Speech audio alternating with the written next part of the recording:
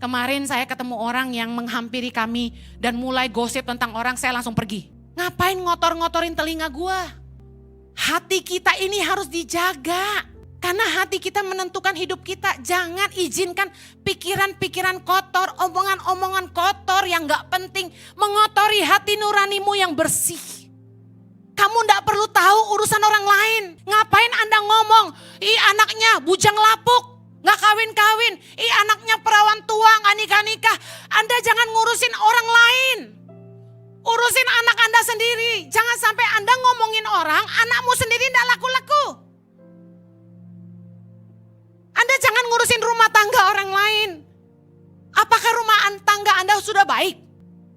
Jangan pakai mulut kita ngomongin orang tapi gak mau nolongin orang. Mind your own business. Kalau gak mau nolong jangan ngomong, jangan kepo.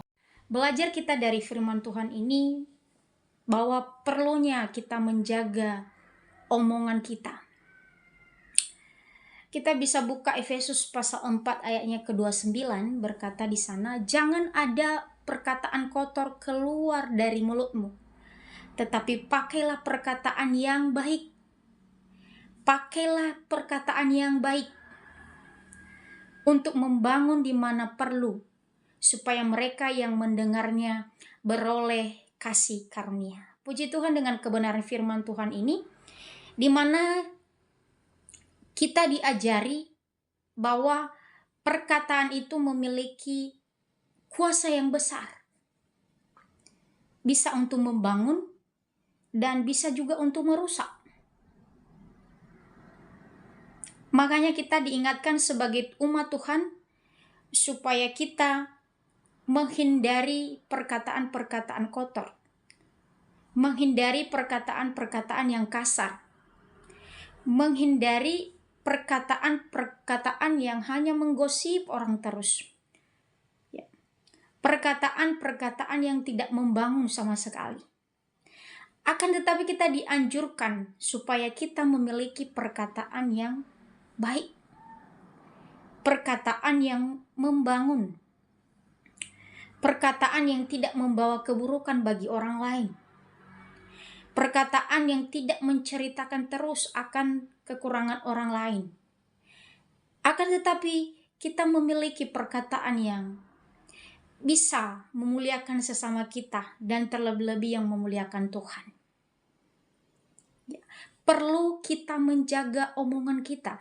Perlu kita menjaga kata-kata kita. Ya.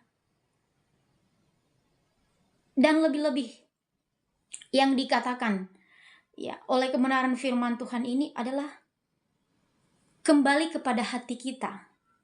Kita perlu menjaga hati, karena hati kita ini adalah pusat dari segalanya. Apa-apa yang dikatakan oleh hati, itu yang keluar dari mulut. Itu yang kita ucapkan. Makanya kalau kita biarkan perkataan-perkataan kotor yang keluar dari mulut kita, mengotori hati nurani kita yang bersih, mengotori hati kita yang memiliki kebiasaan-kebiasaan baik dulunya, akan semuanya berubah menjadi hal-hal yang buruk, menjadi hati yang buruk, menjadi hati yang kotor. Makanya perlunya kita menjaga hati sesuai dengan kebenaran firman Tuhan. Perlunya menjaga hati karena dari situlah terpancar kehidupan melalui kebenaran firman Tuhan yang ada di Amsal kalau kita pelajari.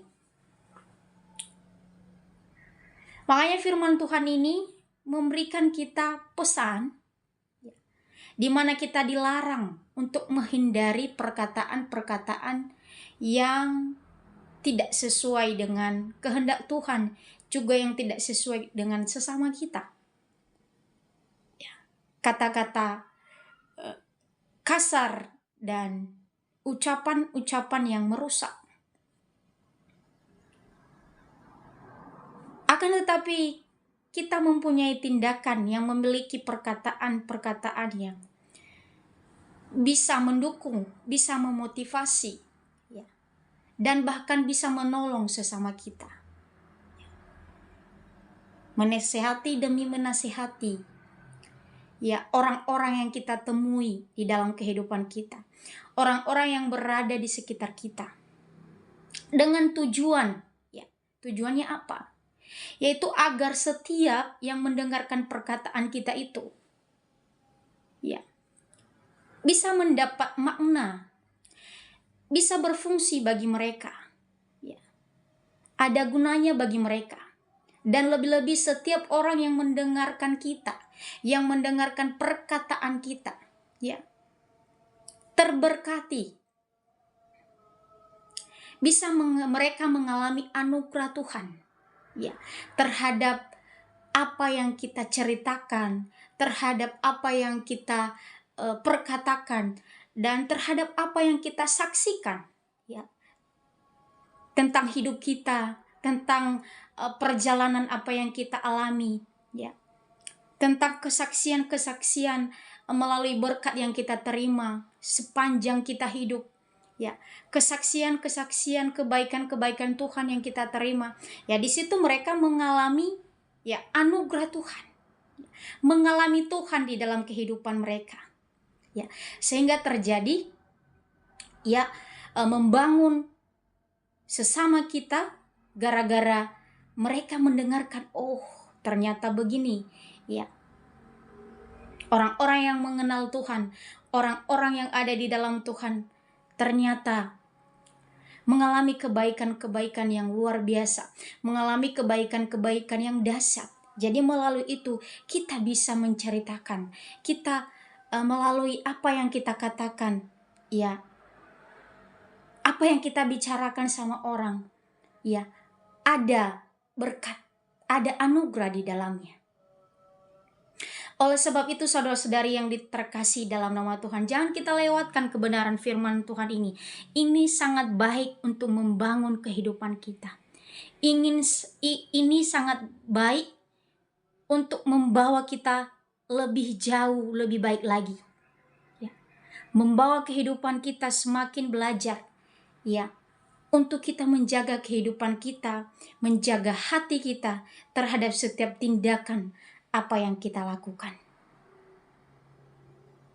Kita meresponi kebenaran firman Tuhan ini karena ini merupakan sesuatu yang mendorong kita untuk kita mendatangkan kebaikan kepada orang lain, mendatangkan kebaikan terhadap setiap sikap kita yang kita lakukan.